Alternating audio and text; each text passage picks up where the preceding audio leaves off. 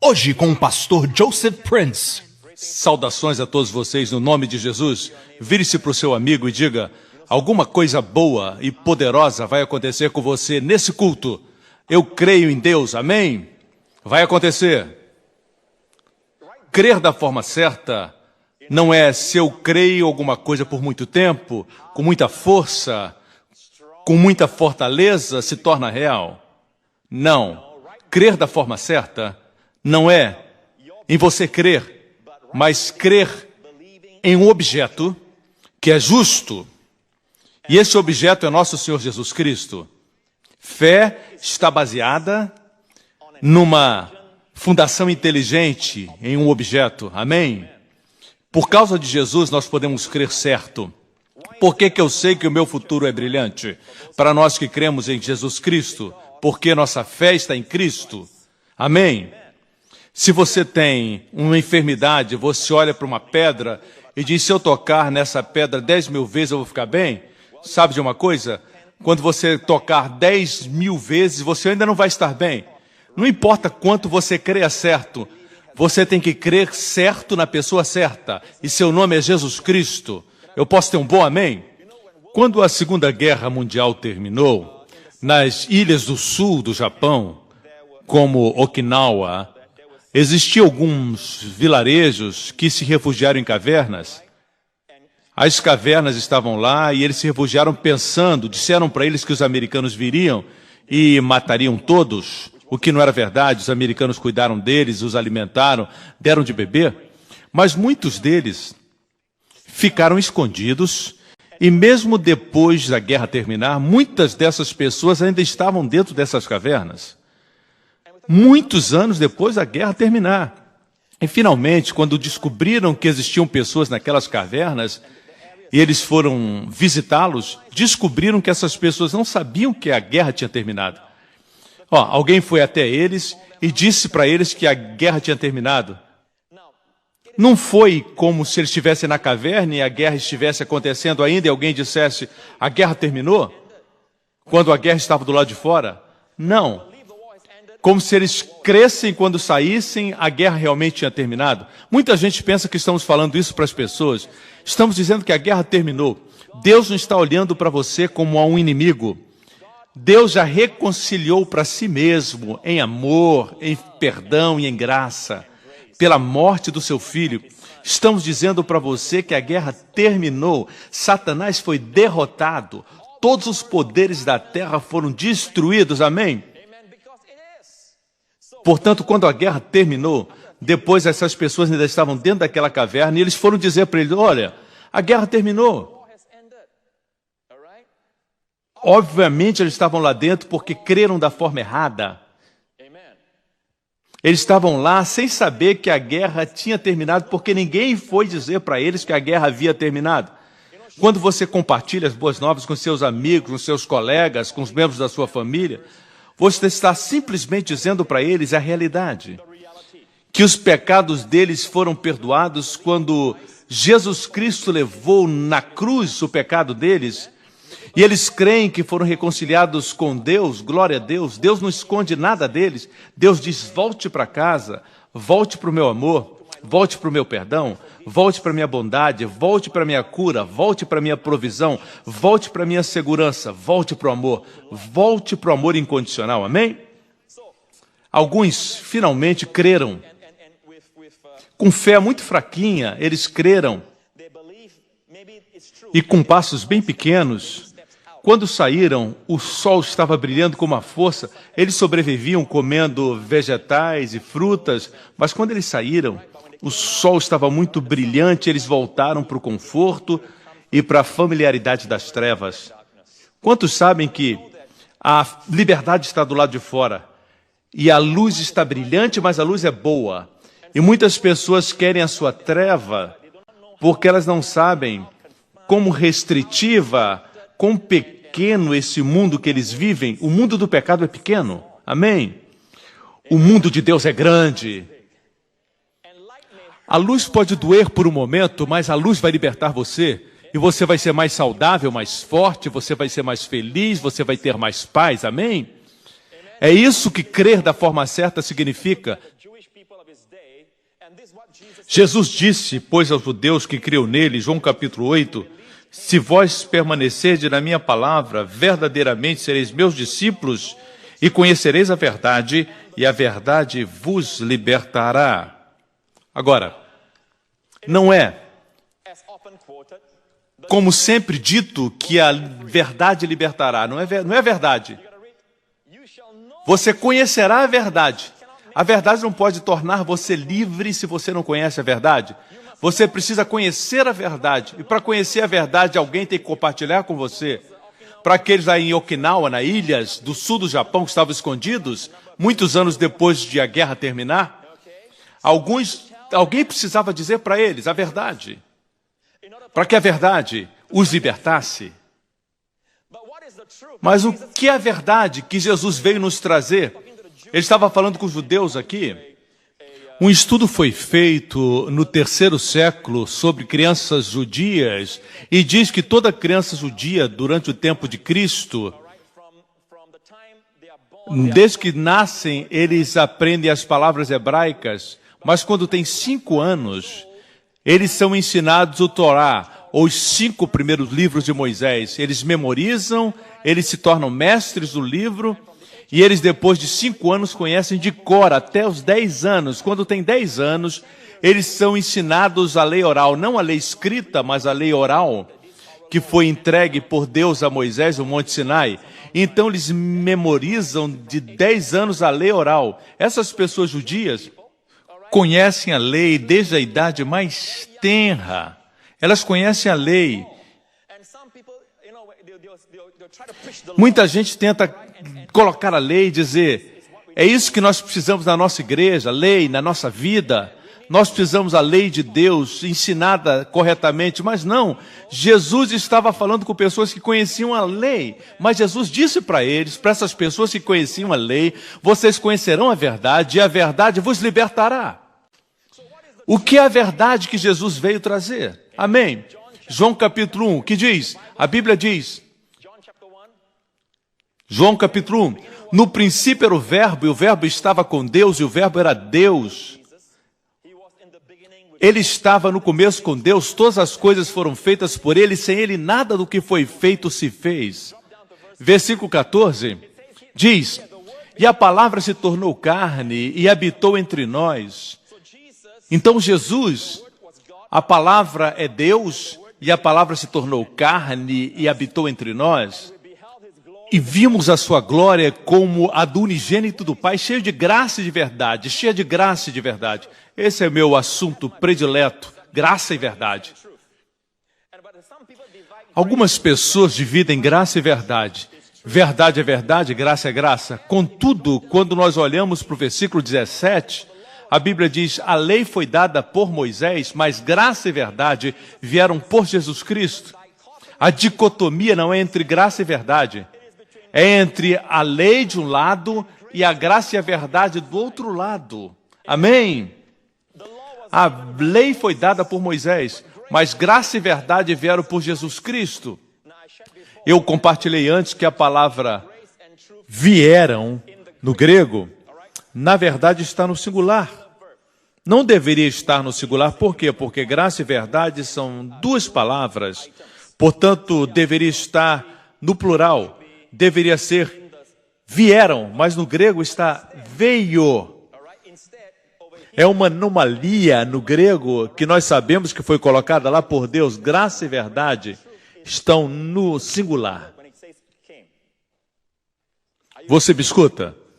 O que significa que graça é a verdade que nos liberta.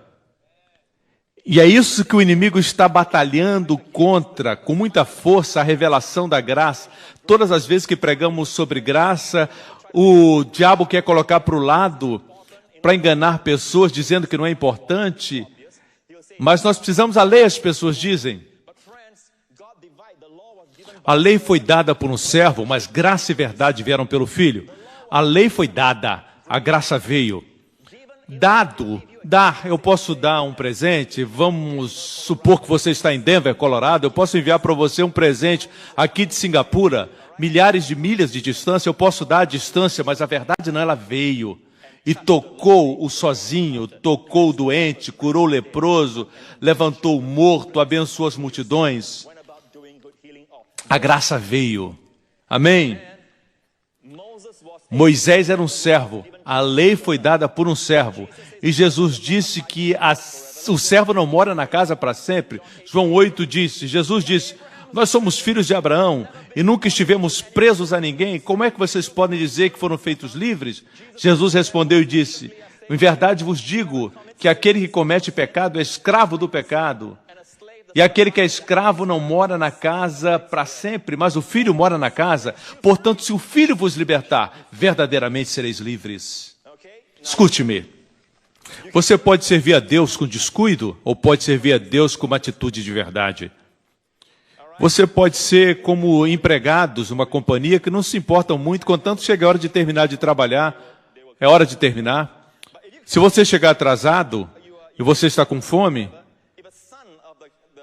se o filho do dono estiver lá, ele vai dizer, não, nenhum problema. Existe um interesse lá dentro para quem faz parte da família. Muitos dos empregados servem porque eles têm uma visão muito pequena de servir a eles mesmos. Mas quando você é o herdeiro do império do seu pai, você trabalha vendo o todo, você entende o que é importante para a companhia, o bom serviço para os clientes, como dar o melhor produto de qualidade e serviço, não é verdade? O serviço não importa. Quantos entendem isso?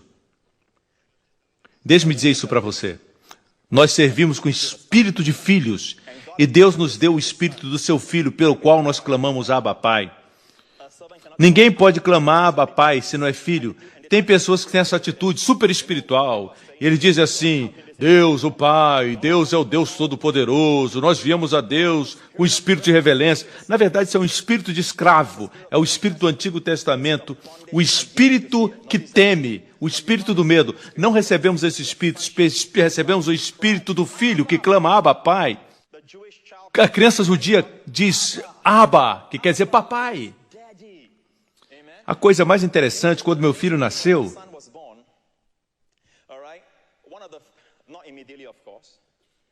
uma das primeiras palavras que ele começou a falar, quando olhava para mim, era Abba. E eu estou pregando sobre isso tem anos, você sabe disso. E se tornou mais claro e mais claro quando ele estava para completar 1 ano de aniversário, alguns meses atrás. Foi quando ele tinha 1 ano que isso aconteceu.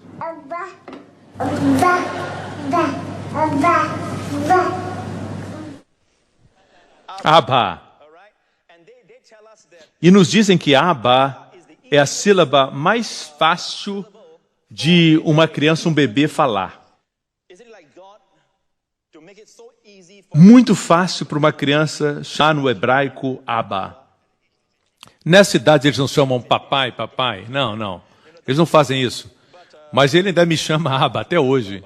Recentemente, quando nós estávamos falando, eu e minha esposa, sobre ele, porque todas as vezes que nós o trazemos para o lugar, meu escritório, tem ali um quadro de Jesus como pastor, com uma ovelha no seu ombro, e o meu filho fica muito feliz, sem falhar, todas as vezes, sem falhar. Quando ele entra naquele quarto, existem brinquedos, os brinquedos favoritos deles, mas ele sempre grita e aponta, Jesus, Jesus.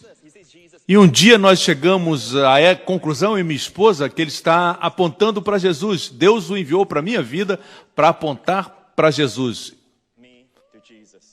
E ele ainda faz isso. Se você vier à minha casa, eu levo para o quarto e a primeira coisa que ele faz é apontar. Ele sempre aponta para Jesus. Amém?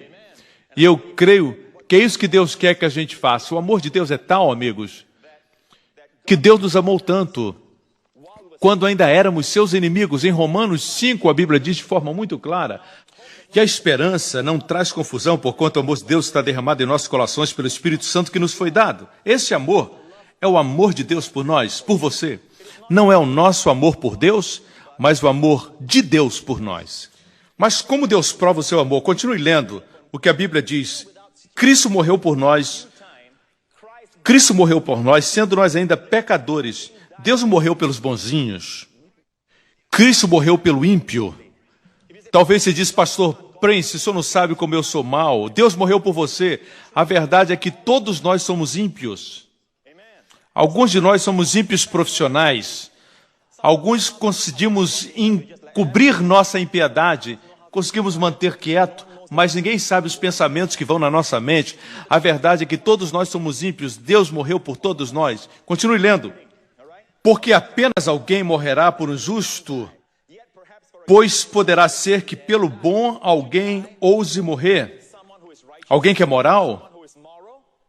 Alguém bom, você morreria por alguém bom? Não, você não faria. Talvez você faria por alguém, mas diz a Bíblia. Mas Deus demonstrou seu amor para conosco, porque Cristo morreu por nós, sendo nós ainda pecadores. Enquanto ainda estávamos pecando, enquanto usávamos o fôlego que nós temos para blasfemar seu nome, para zombar dele, enquanto ainda éramos pecadores, ainda éramos inimigos, Deus morreu por nós. Deus enviou seu Filho. Deus não esperou nossa permissão. Deus tinha uma escolha.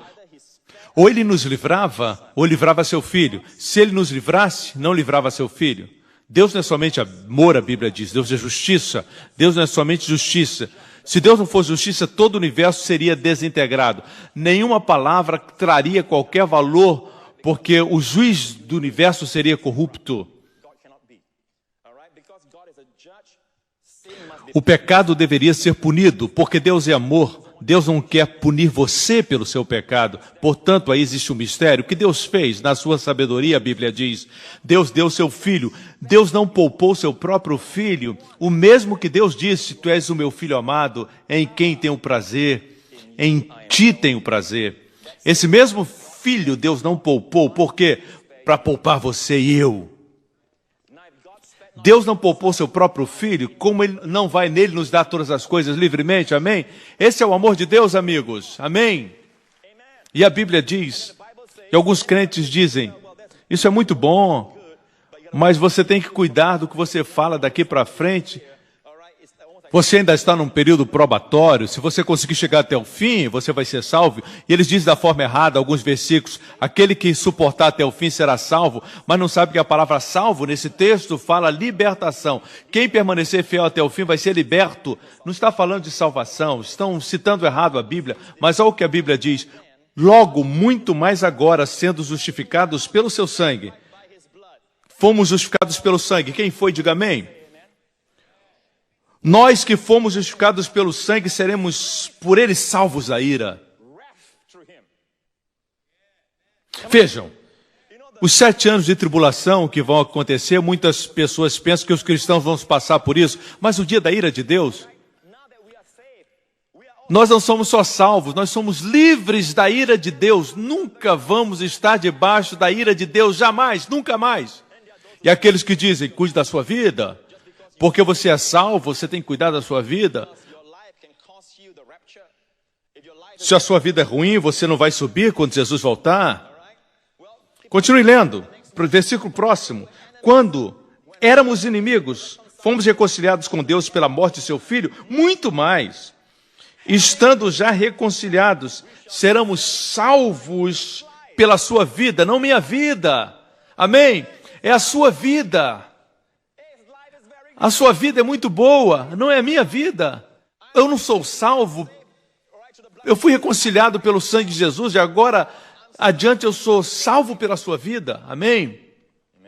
E não somente isso, mas também nos gloriamos em Deus por nosso Senhor Jesus Cristo, pelo qual agora alcançamos a reconciliação. Amém? Esse é o amor de Deus. Amém? Vamos a João capítulo 1 uma vez mais. João capítulo 1, a Bíblia diz... Esse Jesus, aquele que se tornou carne, estava cheio de graça e de verdade.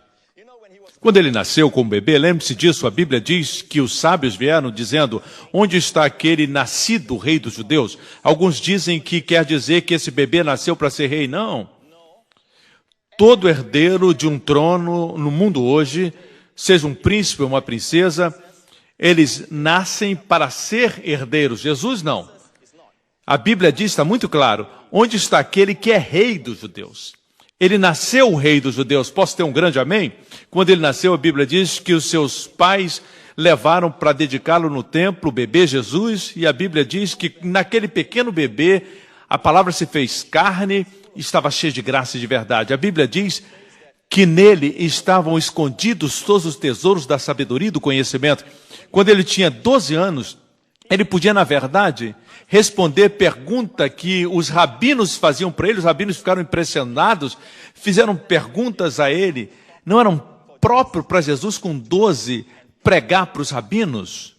Com 12 anos, ele conhecia seu lugar, ele estava fazendo perguntas. Jesus cheio de graça e de verdade. E esse velhinho Simeão veio para dedicar Jesus. E aquele velhinho abençoou Maria e José, mas não abençoou Jesus, o bebê. Por quê? Porque a Bíblia diz que o maior abençoa o menor. O menor não abençoa. O menor é abençoado pelo maior. Todos nós somos abençoados por ele. Quando você abençoa o seu inimigo, você se torna maior do que o seu inimigo. Simeão, aquele velhinho, nunca abençoou Jesus. Ele abençoou os pais, ele sabia o seu lugar. Esse Jesus, mesmo em forma de bebê, não esqueça, ele tinha a plenitude de Deus habitando nele, de acordo com o livro de Colossenses. Ele é a plenitude de Deus, cheio de graça e de verdade, não por seu próprio benefício, mas para o seu benefício. Ele veio para ser usado. Ele veio para servir você, não para ser servido. Amém? E servindo você, você acaba tendo o que não tinha antes para usar, para servi-lo e para servir outros. Mas lembre-se, a primeira coisa que você deve fazer é deixar que ele te sirva, que ele te abençoe. Porque o menor é abençoado pelo maior. Veja, cheio de graça e de verdade. Vejamos o versículo 16. Estamos vendo o testemunho de João, e todos nós recebemos também da sua plenitude, da plenitude do conhecimento e da sabedoria. Todos nós recebemos graça sobre graça. Ele estava cheio de graça e de verdade. Em hebraico, a palavra graça é uma palavra linda. E o povo judeu tem uma palavra linda para descrever a graça e a Hesed. E graça e verdade é Hesed ve Emet. A primeira vez que aparece é quando Abraão envia seu servo para buscar uma noiva para o seu filho. Da mesma forma, a verdade e graça não aparece até que o Pai envia seu filho à terra e o Espírito Santo procura uma noiva para o seu amado. Amém? Graça e verdade vieram através de Jesus Cristo. Mas veja isso, da plenitude de Cristo, todos nós recebemos graça sobre graça. Tenho estudado a expressão graça sobre graça por algum tempo e eu ficava confuso, porque a expressão graça sobre graça, a palavra sobre é a palavra grega anti, que também é usada no português. A expressão anti diz o que para você? Contra, correto? Mas se olhar no dicionário o que significa a palavra anti, anti não é sempre contra. Anti também significa no lugar de, em substituição a. Por exemplo, o anticristo que há de vir antes de Jesus voltar, para redimir Israel. Veja, o anticristo vai imitar Cristo, fará milagres mentirosos. Virá como um cordeiro, mas ele é uma besta. Ele vai vir para se colocar no lugar de Cristo.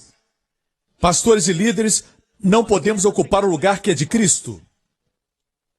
Amém? Alguns conselheiros gostam quando as pessoas voltam para eles, para que eles deem pequenas doses de sabedoria, mas a melhor coisa que eles podem fazer é apontar as pessoas para Cristo. Amém? Um bom líder direciona as pessoas para Cristo. Um bom conselheiro dirige as pessoas para Cristo. Amém? E um bom bebê também. Aponta Cristo para as pessoas. Amém? E essa é a nossa parte. João Batista, que foi considerado o maior dos profetas do Antigo Testamento, unicamente apontou as pessoas para Jesus. Ele não fez nenhum milagre como os outros. Foi considerado maior, porque apontou as pessoas para Jesus. Posso ser um amém? Portanto, aqui a palavra graça no lugar da graça. Graça no lugar da graça. Em outras palavras, anti nem sempre é contra, também pode ser algo que ocupa o lugar de outro. Certo? Graça substituindo a graça. E eu tive uma visão interior o Senhor revelou isso ao meu interior e eu vi as ondas vindo na praia com uma nova onda. À medida que a onda antiga ia, chegava outra. Uma onda no lugar da onda anterior e outra onda chegava sobre a outra, no lugar da outra que ia. Em outras palavras, nunca haverá uma necessidade na sua vida que não seja suprida por uma onda nova da graça de Deus. Posso ter um amém? Não existe necessidade na sua vida que não seja suprida totalmente, de forma plena e abundante, através da graça. Amém? Por exemplo, quando uma onda nova de graça vem, a melhor forma de ilustrar isso, recentemente, quando alguns pastores e eu fomos a Israel estava saindo de uma grande seca, uma seca de 10 anos. Israel teve um momento com muitas chuvas caindo e até mesmo neve em Jerusalém. E nós fomos na primavera, em março. Eu nunca havia visto o Mar da Galileia assim. Veja o vídeo. Fizemos esse vídeo no Mar da Galileia. E veja, uma onda chega. A primeira onda, onda da salvação. Todos fomos salvos. Pensamos que era tudo. Mas veio uma outra onda, fomos batizados com o Espírito Santo, com evidência de falar em línguas, os dons do Espírito. E outra onda veio e foi para os nossos corpos. Nós fomos curados, aleluia. Outra onda veio, não éramos tão inteligentes. E veio uma onda de sabedoria e suprimento. Amém, igreja? Aleluia! Você vê aquele senhor ali à direita? Era um profeta do Antigo Testamento. Ainda está vivo. Está vivo há 3.000 anos. Não, aquele era o pastor Matthews. Certo? Onda no lugar de outra. Onda no lugar de outra. Onda. É a mesma coisa. Graça no lugar da graça. No lugar da graça. Pelo resto da sua vida. E o motivo disso é a cruz de Cristo. Quando Jesus morreu na cruz e disse, está consumado, foi uma fonte que se abriu. Amém? Porque Deus tinha que julgar o pecado. Por causa da sua justiça e santidade. Mas Deus é amor e não queria que você fosse julgado. A resposta foi a cruz. O seu filho amado, ele não o poupou. E na cruz, a justiça de Deus e a sua misericórdia se beijaram. Na pessoa do Cristo crucificado. Dessa forma, a justiça de Deus foi vingada, a lei de Deus foi magnificada e o amor de Deus foi demonstrado. Aleluia! Que vitória! Assim, hoje, quando você confia em Cristo, mesmo tendo pecados, seus pecados foram punidos no corpo de Jesus Cristo. Até o dia que você morrer ou encontrar com Jesus face a face, seus pecados foram punidos no corpo de Jesus Cristo. Hoje, quando Deus aceita você, não é que Ele colocou seus pecados debaixo do tapete, mas sua dívida foi paga através do corpo de Jesus Cristo. Por isso, Deus o declara justo, sem perder a sua justiça. Amém? Isso é crer corretamente. Muitas pessoas creem de forma errada e dizem, um desses dias Deus vai me pegar pelo pecado que eu cometi algum tempo atrás. Um desses dias vai chegar a hora do pagamento. Um desses dias algo ruim vai acontecer. E estão crendo de forma errada. Creem errado, mas pastor, a Bíblia diz que o que o homem semear colherá. Verdade. Você semeou, Jesus colheu. O que Jesus semeou, você colhe. E Jesus só semeou coisas boas. Nós semeamos o ruim. Amém? Escuta, igreja. Nós muitas vezes somos muito duros. Não queremos receber amor. Eu estava lendo esse estudo que dizia que crianças colocadas em orfanatos, certo? Crianças órfãs, muitas estão em bons orfanatos, recebem boa alimentação, vestimentas, diversão e tudo mais, mas muitas são tristes. Têm aparência triste, comparadas com crianças em uma família que pode ser pobre, as crianças podem estar até mesmo sujas. Talvez não tenham boa alimentação, mas se tem pais que as amam, são felizes. É mais fácil abraçar uma criança que está suja, mas está feliz. Ela vai responder ao seu abraço, e isso dá satisfação a quem ama. Quando encontra uma criança que responde ao amor. Mas é difícil abraçar uma criança que está com a roupa engomada, no orfanato, por exemplo, mas não responde ao amor. Você abraça e ela fica dura. Não recebe o amor. Isso é muito triste. Deus quer filhos que recebem. Quando essa onda vem, a única coisa que pode pará-la... Parar não é a palavra correta. Você não pode parar a graça de Deus. Ela sempre flui. A única coisa, certo, que você pode fazer, que vai impedi-lo de receber os benefícios da graça, é quando você se torna cheio de justiça própria e diz, eu não preciso dessa graça. Talvez não diga, mas tenha atitude. Não preciso da graça porque sou minha própria fonte de suprimento. A graça sempre fala de suprimento. A lei é sempre exigências. Não farás, não farás, não farás. A graça diz, serei seu Deus. Serei misericordioso. Suprimento. Para o homem falido. A lei exige do homem falido. Você não pode, você não pode, você não pode. E você diz, eu estou falido. Porque Deus deu a lei. Eu já disse para você. Uau, muitas vezes. Ok? A graça é suprimento e a lei é exigência. Escuta, amanhã ao acordar para trabalhar, vivemos um mundo de demandas. São muitas exigências e muitas delas são legítimas.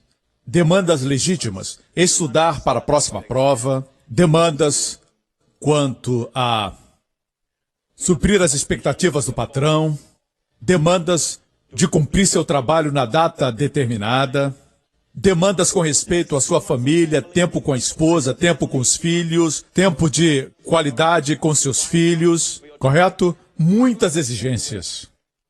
Se não tiver cuidado, até aquilo que é bom e legítimo pode destruir você. Precisa acordar e agradecer a Deus, enxergar ondas sobre ondas e dizer, Deus, eu recebo a graça que o Senhor tem para mim hoje. Ter sua mente no suprimento. Quando o patrão disser para você, eu quero que você faça uma apresentação diante de 3.000 pessoas. Como? Não consigo nem falar para 10. Não pense na demanda, mas tenha sua mente no suprimento. Digo, o suprimento virá. Eu não sou ousado, o suprimento de ousadia vai vir. Amém? Não sei o que dizer. A sabedoria virá na hora da minha preparação. Amém? Vocês que vão fazer provas essa semana, diga, o suprimento da paz virá ao meu coração. A sabedoria para saber onde estudar virá. O que estudar? O que não estudar virá a mim em nome de Jesus. O suprimento de favor com os meus professores e também com meus pais durante esse tempo virá. Eu recebo o suprimento da graça. Se está nervoso, diga, eu recebo o suprimento de favor e ousadia. Amém?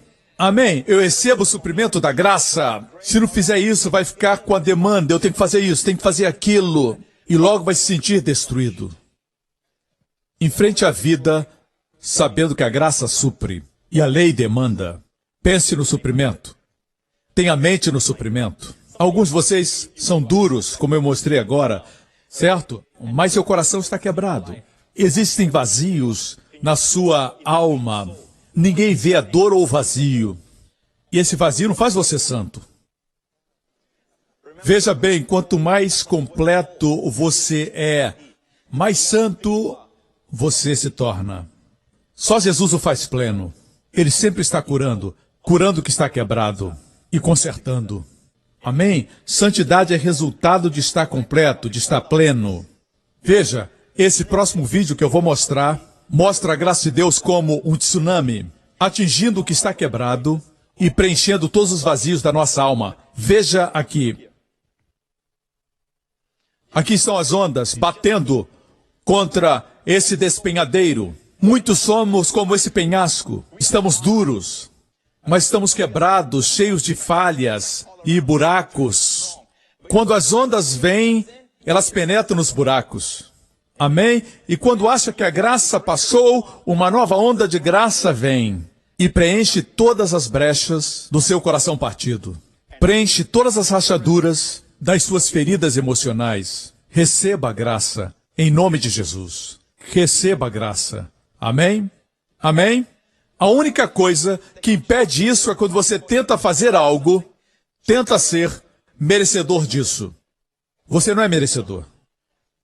A única coisa que impede a graça, que impede que seus benefícios venham até você, é se encher de justiça própria. Quando Jesus andou aqui na terra, quem foram os únicos que não receberam de Jesus? Foram as prostitutas, Não. Uma prostituta, por exemplo, a Bíblia não diz que ela era, mas tudo indica que sim.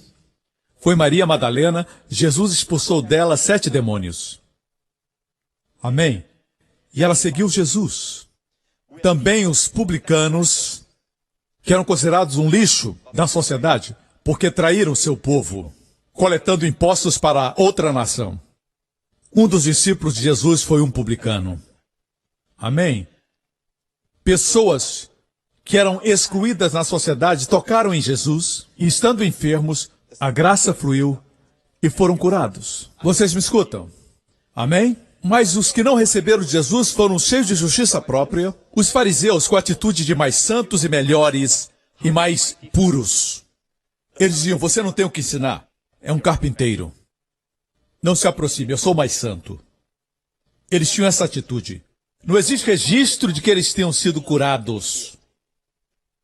O poder de Deus estava presente, mas eles não receberam. Quero afirmar para você que não é o pecado que impede a graça de Deus. Se o pecado parasse a graça de Deus, o pecado seria maior do que a graça. Amém? Amigo, a graça de Deus é maior do que o pecado. O que para a graça de Deus é a justiça própria, é uma atitude de confiança própria, confiar em você mesmo e não em Cristo, confiar nas suas obras, confiar no seu intelecto, confiar na sua aparência, confiar nas suas conexões. Assim você não precisa da graça. Eu não preciso disso, não preciso da graça, eu posso me autossuprir. Eu consigo me preencher. Eu posso suprir. Como você faz isso? Bebendo, se automedicando, tentando se preencher com o hedonismo, com a avareza? Não. Só a graça pode preencher você. Posso ter um amém, igreja? Certo? Um certo homem me escreveu dos Estados Unidos e eu quero ler o seu depoimento. Certo? Ele deu seu nome, mas não vou ler. Vem de Nova York, Estados Unidos. Ele deu permissão para compartilharmos. Ele disse, eu tenho 29 anos e luto contra a pornografia desde 13 anos de idade. Como alguém treinado em artes marciais, eu possuo autodisciplina, mas não conseguia me libertar desse vício. Não faz muito tempo que comecei a escutar seus sermões e aplicá-los à minha vida. Comecei a confessar que sou justo aos olhos de Deus pela obra de Cristo. No início parecia que o desejo havia aumentado e pensava que nunca ia me libertar. Mas decidi continuar a confessar que eu era justo, pelo que Jesus realizou por mim. Em algumas poucas semanas, esse vício começou a desaparecer por conta própria. Sem esforço, comecei a ver vitórias nessas áreas. Não me concentrava mais em não pecar, mas na obra de Cristo. O que a força de vontade, é uma boa palavra, o que a força de vontade e a autodisciplina, técnicas e métodos não conseguiram fazer, a graça de Deus fez. Eu estou livre, sou um testemunho vivo de que a graça de Deus, escute, é a chave para vencer o pecado. Glória a Jesus, amém? Glória a Deus. Assim, se eu fosse o diabo e eu não sou, ele não é bonito como eu sou, depois da queda, certo? Se eu fosse o diabo e fosse atacar o ensinamento na igreja, eu atacaria a graça. Porque na graça está a vitória. Amém? É como se dizer às pessoas, não olhe para as ondas, não voe para perto do mar, é um lugar muito perigoso. A gente dessa igreja é muito perigosa. Um desses dias essas ondas vão atingir você e você vai ser transformado. Eu afirmo para vocês, irmãos, está chegando um tsunami de graça. Não somente ondas, um tsunami. Amém, igreja? Veja bem, por que será que muitos de nós não conseguimos apreciar a graça? É porque muitos pensamos que somos 30% bons. Se você pensa que é 30% bom, só precisa 70% de graça. Ah, pastor, eu não sou tão mal assim.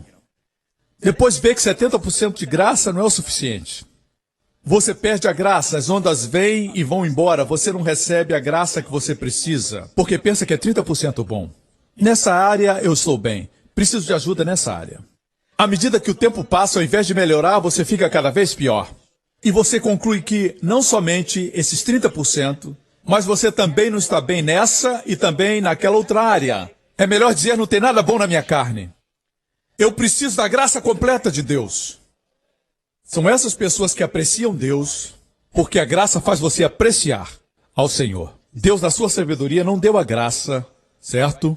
Desde o início, na sua plenitude. Deus sabia que o homem confiaria em si mesmo. O homem, quando confia em si mesmo, Deus diz, ok. Você confiou nos patriarcas? Todos eles fracassaram. Apesar de Deus vê-los justos através do sangue. Ok? Depois veio o tempo dos juízes. A Bíblia diz que o último juiz foi Sansão. Ele fracassou. Não se pode confiar nos líderes. Todos são homens. Veja bem, a graça deve ser apreciada antes de ser recebida.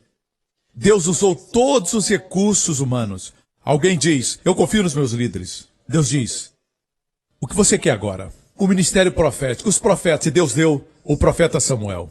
Mas o final foi triste.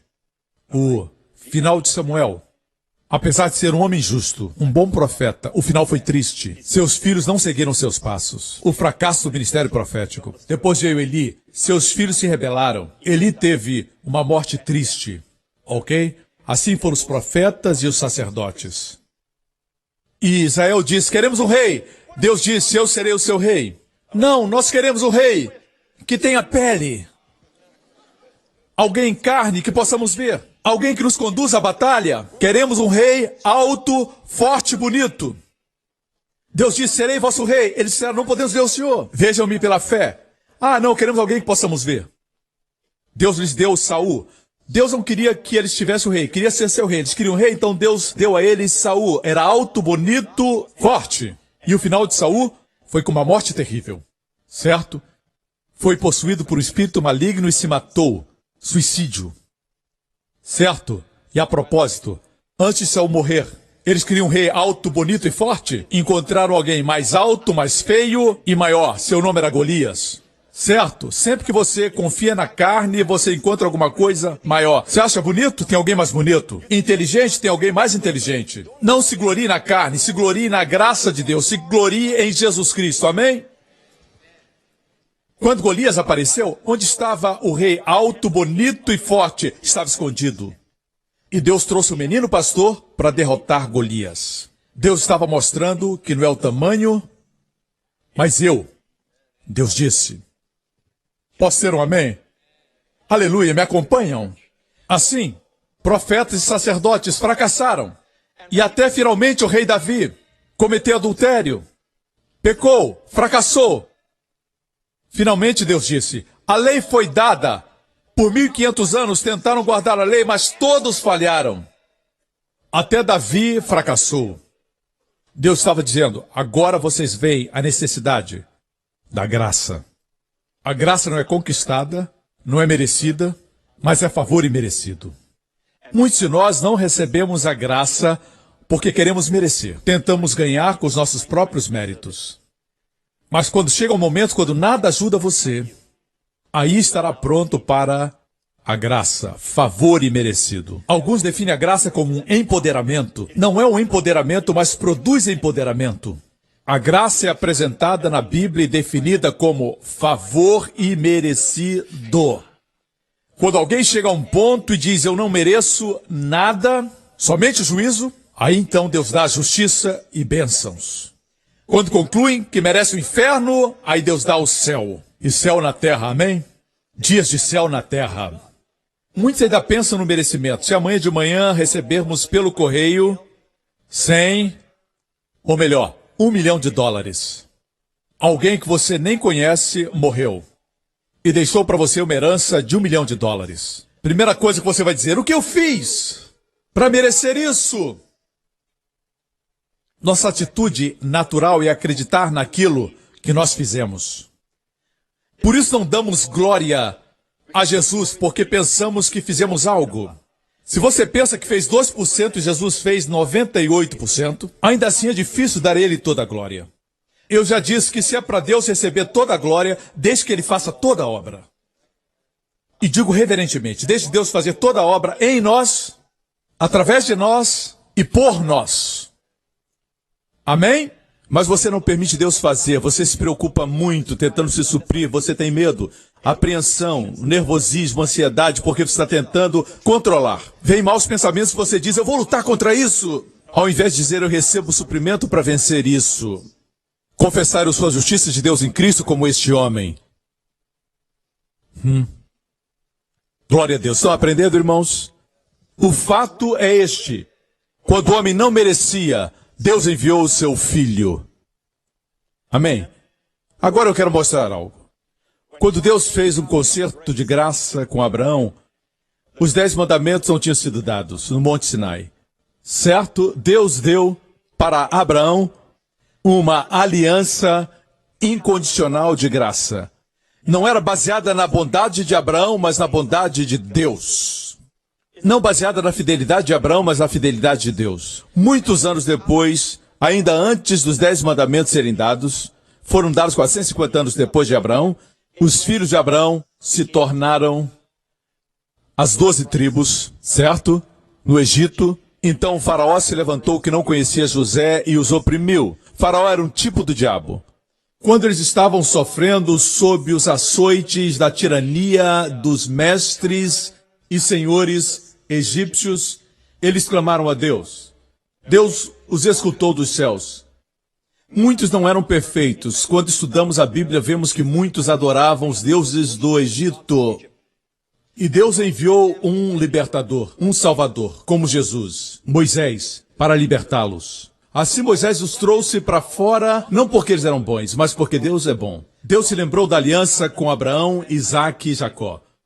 Muitos anos atrás, Deus me disse para estudar do Egito ao Sinai, onde a lei foi dada. Esse é um período de pura graça. Ninguém do meu povo morreu nesse período, apesar de pecarem.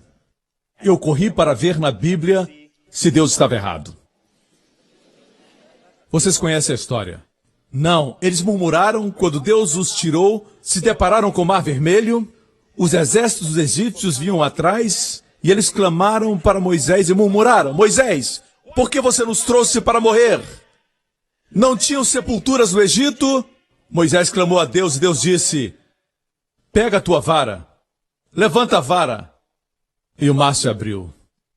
É como se Deus não tivesse escutado o seu pecado de murmuração. Deus não estava lidando baseado na santidade deles, mas na sua santidade. Não baseado na fidelidade deles, mas na sua. Estava tudo bem por uns dias, eles caminharam em terra seca até que encontraram as águas amargas de Mara. Tentaram beber aquelas águas, mas eram envenenadas. E clamaram a Moisés de novo. Moisés foi a Deus e Deus disse, Moisés, pega o madeiro. Jesus foi crucificado no madeiro. Lança nas águas e as águas se tornaram doces. E por um tempo ficaram felizes. Certo? E então, eles ficaram felizes somente por um tempinho e disseram, Moisés, estamos famintos! Nos trouxe aqui para morrer? Murmuração é pecado. Moisés clamou a Deus, Deus falou, eu vou fazer chover? Juízo? Não, maná. Parece que cada reclamação, cada murmuração, trazia um novo suprimento de graça para eles. Não porque reclamar é uma coisa boa, é uma coisa ruim. Mas Deus estava demonstrando que eles não estavam sob o conserto da lei, mas sob o conserto do favor e da graça não merecida. E de fato eles não mereciam nada. Mas Deus derramou e derramou a sua graça. Mas algo aconteceu quando chegaram na base do Monte Sinai. E então depois do Sinai, depois de Deus lhes dar os 10 mandamentos, quando eles murmuravam, morriam. Quando reclamavam, caíam mortos. Algo aconteceu porque durante esse período nada acontecia, mesmo quando reclamavam. Mas depois, quando reclamavam, morriam. Anos atrás, Deus me mandou estudar isso. O que aconteceu no Monte Sinai foi exatamente o que impede a graça. Você não pode impedir que a graça flua, mas pode frustrar a vontade de Deus quanto à graça. Graça quer ajudá-lo, mas você quer se autoajudar. É como a criança tentando colocar linha no buraco da agulha. Depois de 1 hora, você olha para a criança e diz, eu posso ajudar você? Somos como essa criança, e Deus é como o pai, e a gente diz, eu posso fazer. E depois você se machuca, e culpa a mamãe. Ah, eu não quero mais brincar com isso. É isso que Deus quer fazer por nós. Ele quer que experimentemos seu amor. Nós somos pessoas que queremos fazer. Algo aconteceu depois do capítulo 19 de Êxodo. O povo mudou a aliança. Foi isso que disseram para Deus. Em Êxodo 20, Deus deu os 10 mandamentos, e Êxodo 19 diz o porquê. Êxodo 19, eles disseram isso para o Senhor. Vou tentar falar em hebraico. Espero lembrar. Eles disseram assim: tudo que Deus nos mandar, faremos. É assim que está na sua Bíblia. No hebraico foi isso que disseram. Kol asher deber Adonai naaseh. Diz tudo que o Senhor Deus nos disser. Não sabiam o que Deus ia dizer? Não tinha escutado os 10 mandamentos. Disseram, naaseh, que quer dizer, podemos fazer, pode mandar. Foi essa a atitude. O que Deus ordenar, faremos. Em essência, estavam dizendo, Deus não nos julgue mais daqui por diante, baseado na sua bondade. Também temos bondade, nos abençoa baseado na nossa bondade. Deus não nos abençoe baseado na sua fidelidade. Também queremos algum crédito. Deus nos abençoe segundo a nossa fidelidade. Deus, tudo que o Senhor nos ordenar, naaseh, que quer dizer, podemos fazer. Você, ao ler Êxodo 19, vai ver que depois que eles disseram isso, Deus mudou seu tom e disse, Moisés, diga para eles não se aproximarem. Esse monte é santo. Se querem a bênção, são baseados na bondade de vocês, na justiça e fidelidade de vocês, e não na minha bondade e fidelidade. Esse é o trato. Não se aproximem do monte, senão vão morrer. Deus nunca falou com esse tom com eles. Quando Deus apareceu mais de 400 anos antes para Abraão, Deus apareceu face a face. Quando Deus apareceu para Isaac, foi face a face. Quando apareceu para Jacó, foi face a face. O enganador Jacó foi face a face. Quando Deus tirou o povo de Israel do Egito, estava presente na coluna de nuvem, presente na coluna de fogo à noite. Durante o dia, a coluna de nuvem os protegia do sol, naquela região, no meio do dia muito quente, mas tinha um ar-condicionado na presença de Deus. À noite se torna muito frio, mas a coluna de fogo os aquecia. Deus lhes dava conforto. Mesmo quando pecavam, Deus não os abandonava. Deus estava próximo deles. Se aproximava baseado na sua bondade. Era a aliança da graça.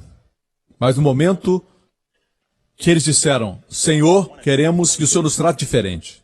Deus disse, não se aproximem. Se um animal tocar o monte, se o animal chegar perto, ele morrerá. No capítulo seguinte, Deus deu os 10 mandamentos. Se murmurassem, morriam. É isso que querem? Aí está. Como é bom para nós acamparmos na aliança da graça.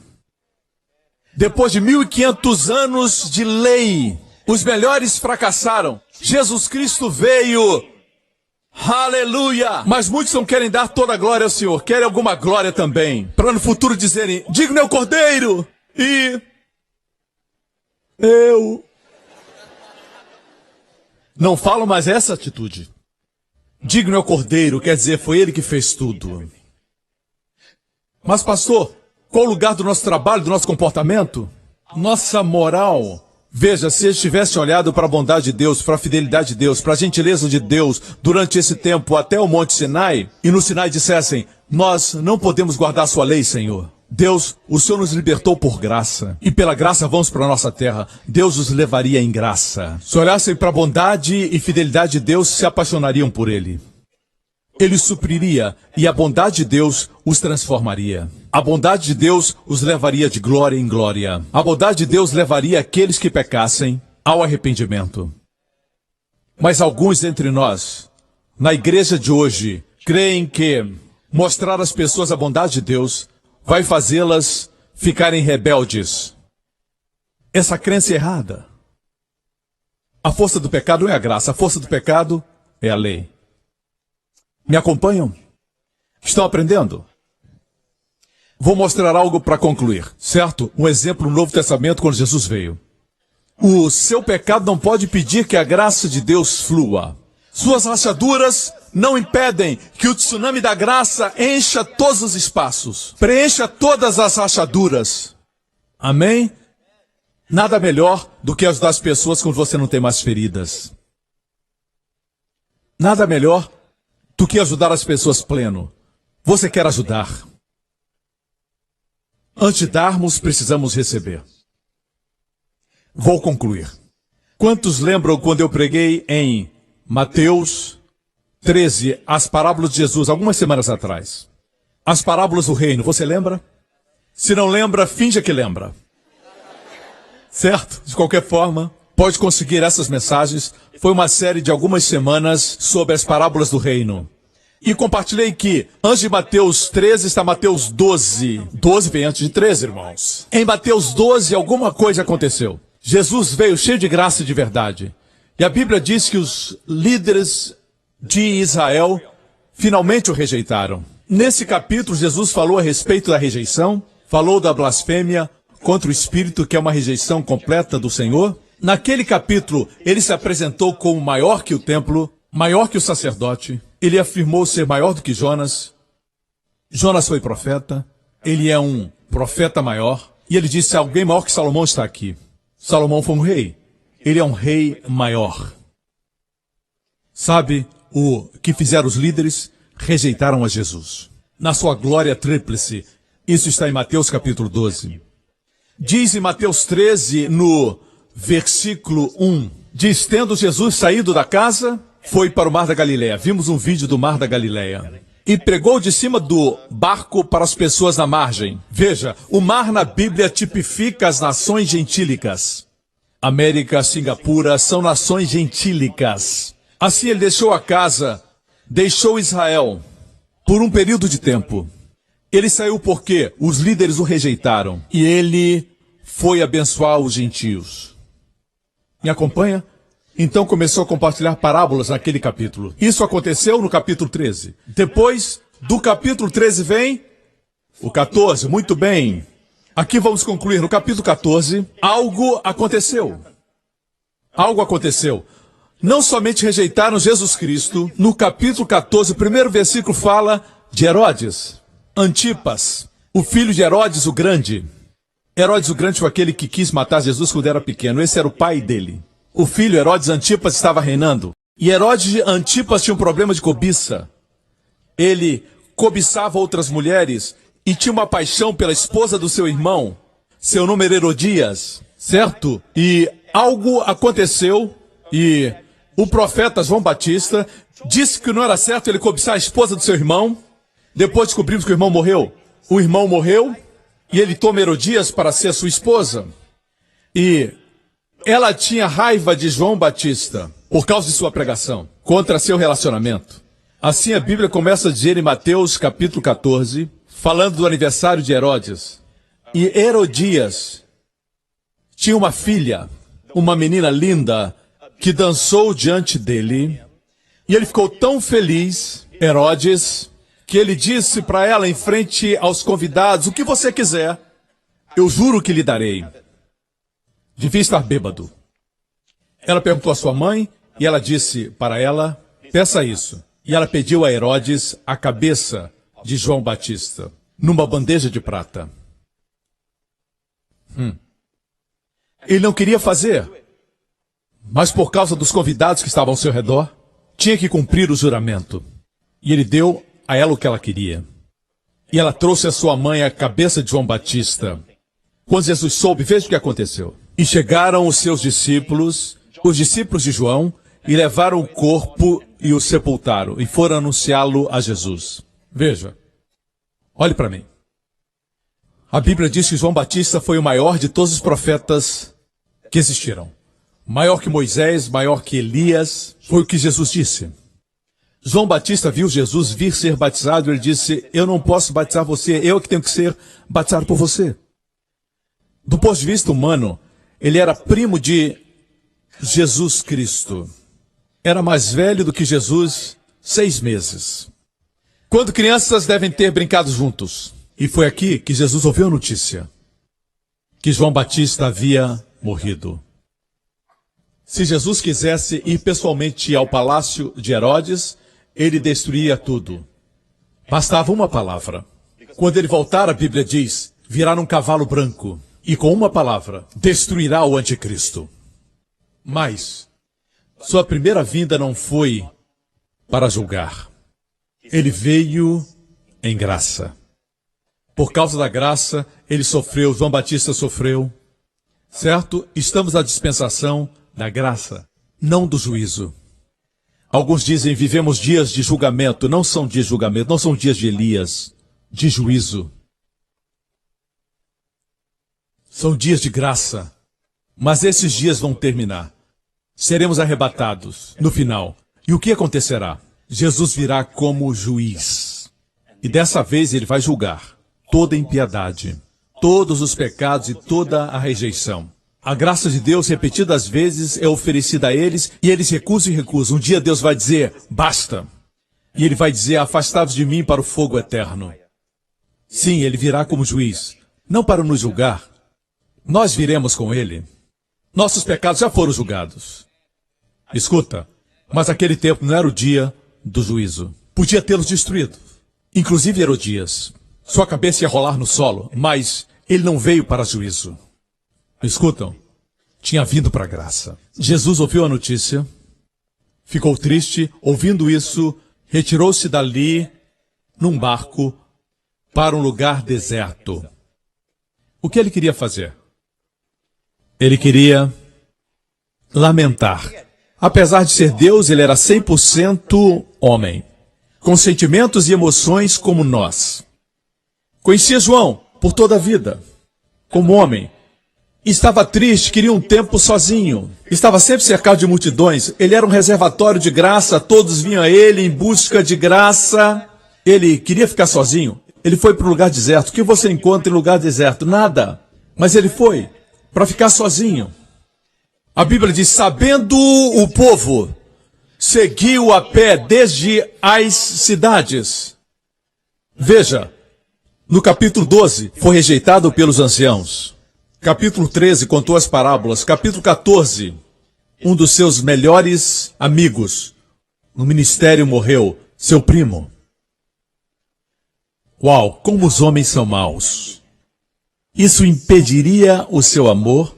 Isso impediria o fluir da sua graça?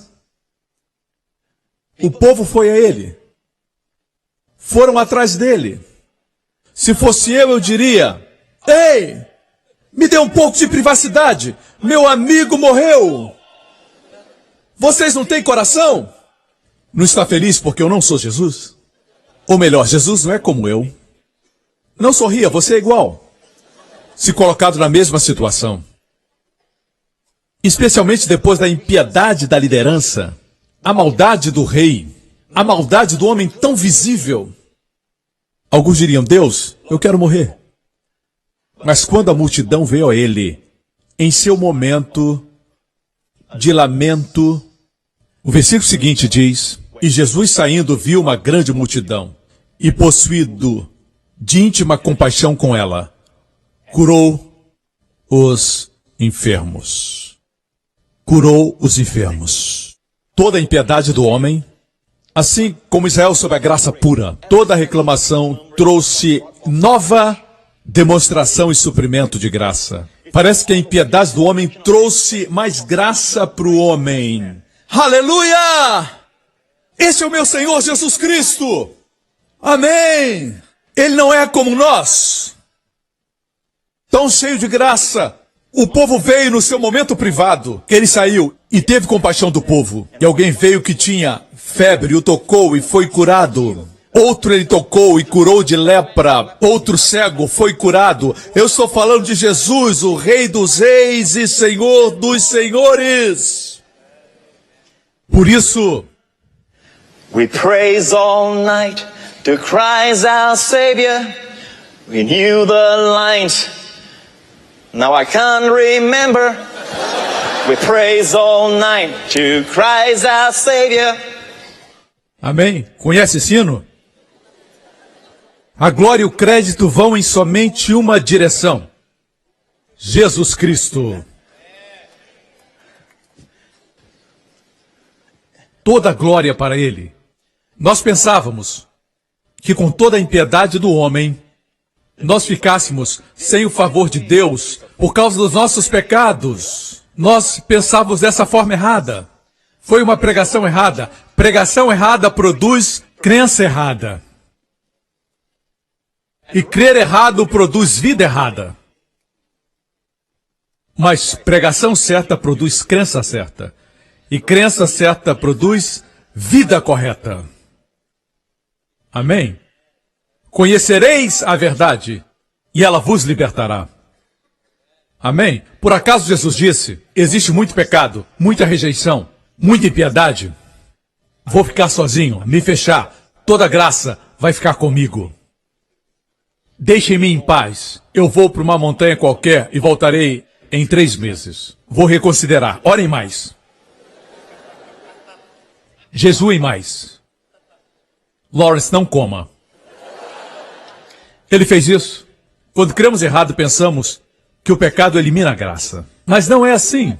Uma graça vem, e quando acha que terminou, vem outra graça. E outra graça. A graça é maior do que suas fragilidades e pecados. Maior do que os problemas que você cria. Terminou, ainda estamos no capítulo 14. E sendo chegada a tarde, agora eles estavam bem, nós nos sentimos bem, não comemos tem muito tempo. Não foi isso que a multidão disse. Estavam cheios de fome. E sendo chegada a tarde, os discípulos aproximaram-se dele, dizendo, o lugar é deserto e a hora já é avançada. Despede a multidão, para que vão pelas aldeias e comprem comida para si. Verso 16, mas Jesus disse para eles, não é mister que vão, dai-lhes voz de comer. Então eles disseram, não temos aqui senão 5 pães e 2 peixinhos. Quer que eu continue? Quer? That's why we dance all night. You see? Temos somente... Pastor, eu só tenho $100 no banco, eu só tenho isso.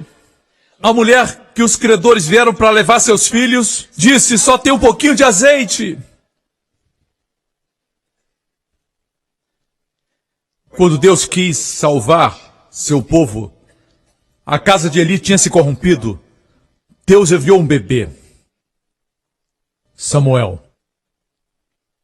Quando Israel havia sido derrotado, até o rei Saul estava tremendo, o bonitão, Deus enviou um menino.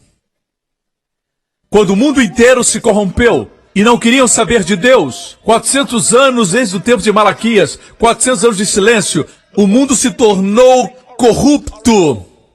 Deus enviou um bebê para Belém. Estou aqui para dizer que você vê as trevas. O que os bebês veem? Você vê os inimigos, Golias. Davi não viu. Ele viu o suprimento. Viu o suprimento, amém? Igreja, veja o suprimento. A graça de Deus é tão abundante que eu estou feliz. Oh, aleluia! Sabe o que os surfistas nos dizem? Você sabe? Alguns dizem, pastor, eu não acredito em cura. Não acreditam na onda da cura. Não acreditam nessa ou naquela onda. Só acreditam na onda da salvação. Os surfistas dizem que é perigoso dizer, eu amo essa onda. É uma onda alta, é muito boa. Veio uma outra onda. E você tem que surfar para a próxima onda. Tem que ir para lá. Aproveite todas as ondas. Não fique somente numa onda. Se não fizer isso, vai acabar afogado. Se ficar numa onda, você vai para... cabeça na areia. Com o bumbum para cima. Porque não surfou para a onda seguinte.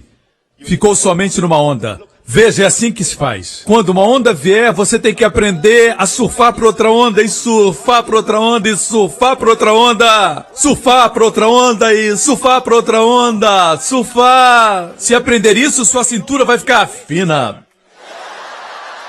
Vai ficar mais jovem. Mais abençoado. Amém, igreja. Aleluia. Se ficar somente numa onda, vai parar na areia da praia. Tem que aprender. É isso que os surfistas dizem. Aprenda a receber da sua plenitude. Receba toda a graça. Segunda-feira diga, hoje veio uma onda de graça na minha direção. Glória a Deus. Eu não sei o que vai acontecer, mas eu recebo graça que vem na minha direção. Lembre disso. O diabo quer que você tenha a mente na demanda. O diabo quer colocar as mulheres na demanda. Ela tem um bebê e ele diz, exigências, chora bebê, chora, demanda, demanda. E a mãe diz, eu fui à igreja pela manhã, meu bebê tem suprimento para você. Amém? Mamãe não sabe de tudo, mas ela sabe que tudo que o bebê precisar, Deus dá. Mamãe não tinha suprimento antes de você nascer, mas você nasceu, agora ela tem suprimento. Ela está surfando,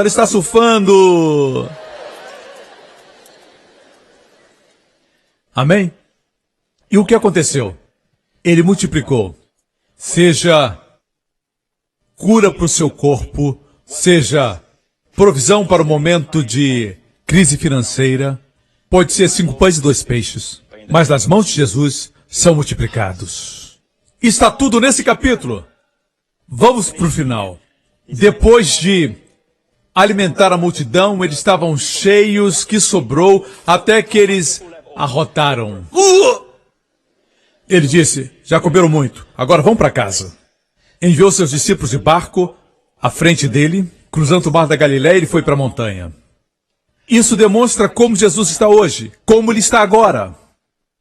Ele está no lugar alto, à mão direita do Pai. Nós estamos no barco, como que remando, no mar da Galileia. E a Bíblia diz que na 4ª vigília da noite veio uma grande tempestade. Jesus olhou para eles, na 4ª vigília, de 3 da manhã às 6. Quando estava escuro, Jesus viu seus discípulos no barco. E logo a Bíblia diz que ele caminhou sobre as águas, na direção deles. E eles disseram, é um fantasma. E Jesus disse, não temam. No grego diz, eu sou. Na sua Bíblia diz, sou eu. Mas no grego, eu sou. Foi com esse nome que Deus se apresentou para Moisés. Na sarça ardente, eu sou. A Bíblia diz, quando ele entrou no barco, o vento parou. Os ventos obedeceram. E foram para a terra. Tudo está no capítulo 14. Graça após graça. Veja o versículo 34. E tendo passado, chegaram à terra de Genezaré. E quando os homens daquele lugar o conheceram, mandaram por todas aquelas terras em redor e trouxeram-lhe todos os que estavam enfermos. E rogavam-lhe que ao menos eles pudessem tocar a orla da sua roupa. E todos os que a tocavam ficavam completamente sãos. Saia, homem de ferro. Vá para lá, homem-aranha. Ou super-homem. Esses homens não são reais. Mas este homem é Rei dos Reis e Senhor dos Senhores. Cheio de graça e de verdade. Não importa a sua enfermidade, não importa o seu problema, a sua condição. Quando você o toca, bum, perfeitamente são. Parece que depois dos capítulos de rejeição, e esse capítulo começa com grande impiedade contra João, tinha ainda mais graça para o povo.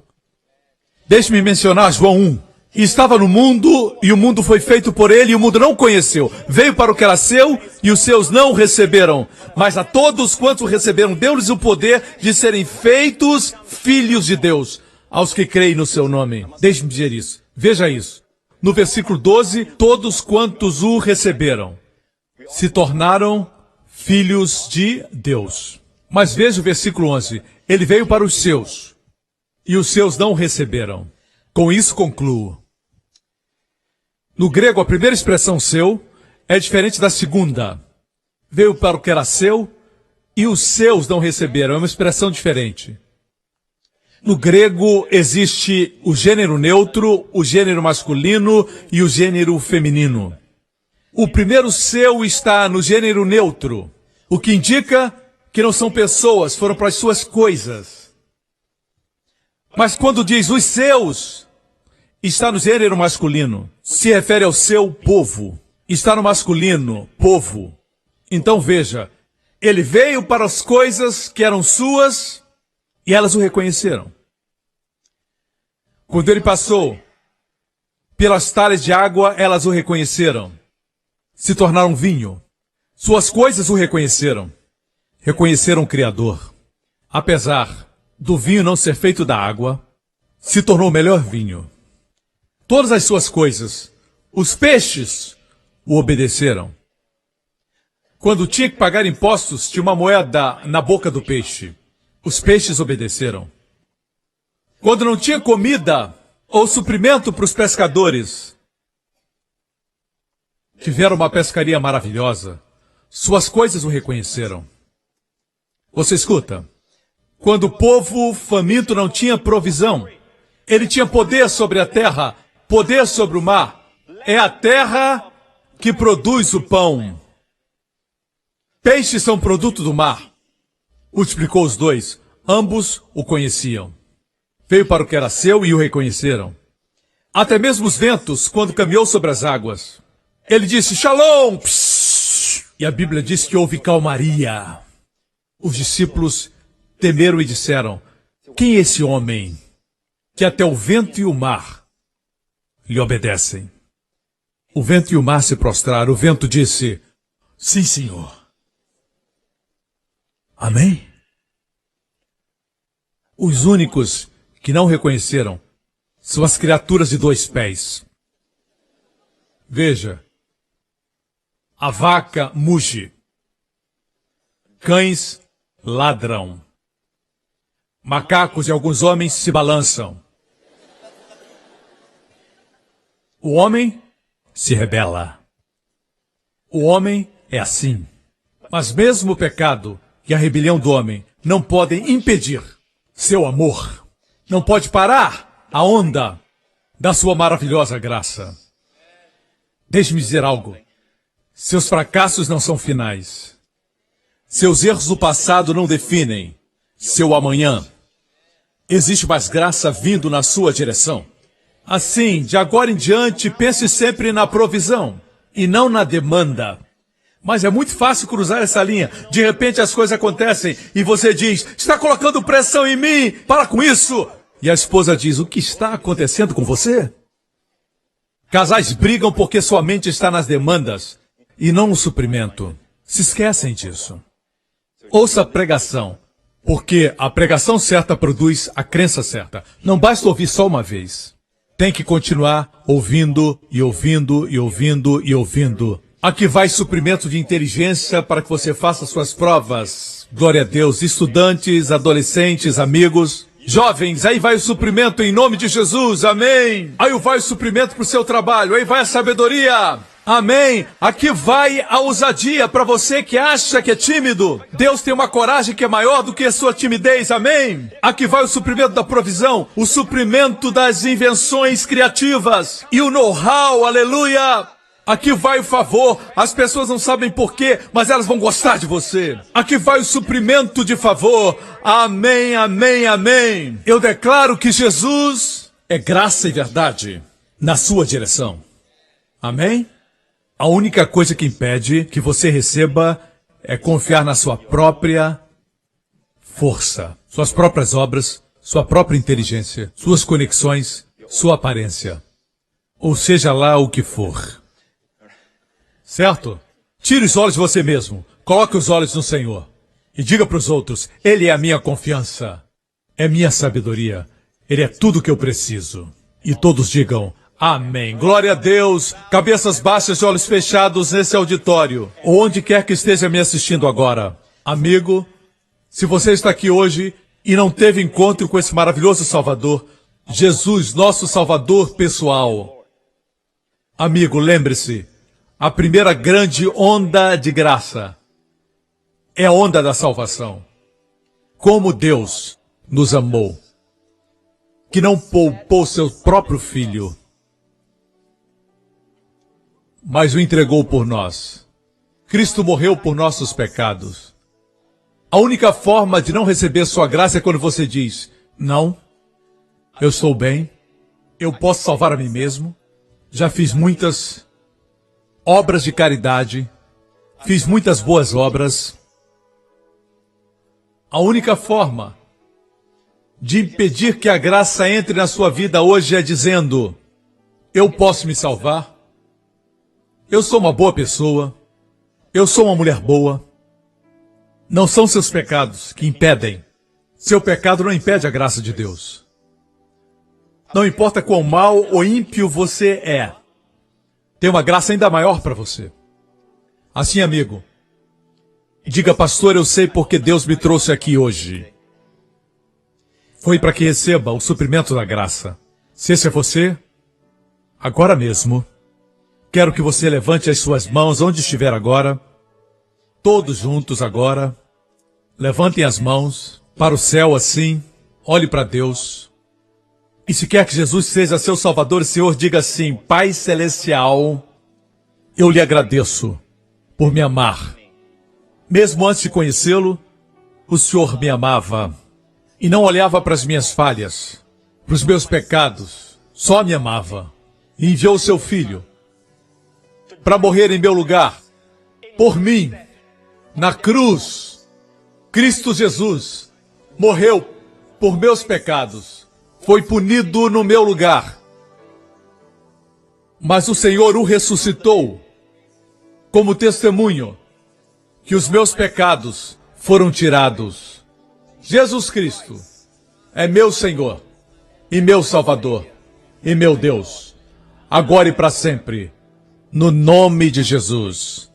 Amém, amém, amém. Glória a Deus, aleluia. Se você fez essa oração, se recebeu essa graça, se recebeu o perdão dos pecados, está agora perdoado completamente.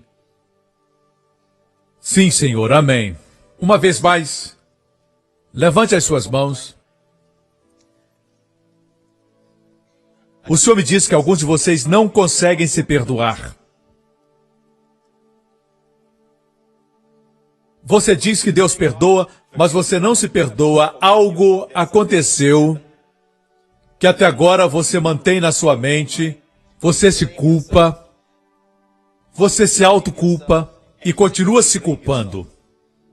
Diga agora: Pai Celestial, quem sou eu para ser mais justo que o Senhor? O Senhor perdoou todos os meus pecados. Quem sou eu para não me perdoar desses pecados? Em nome de Jesus, mencione seu próprio nome e diga: eu perdoo você. Eu perdoo você, como Deus perdoou. Em nome de Jesus. Amém, amém, amém. Glória a Deus, aleluia.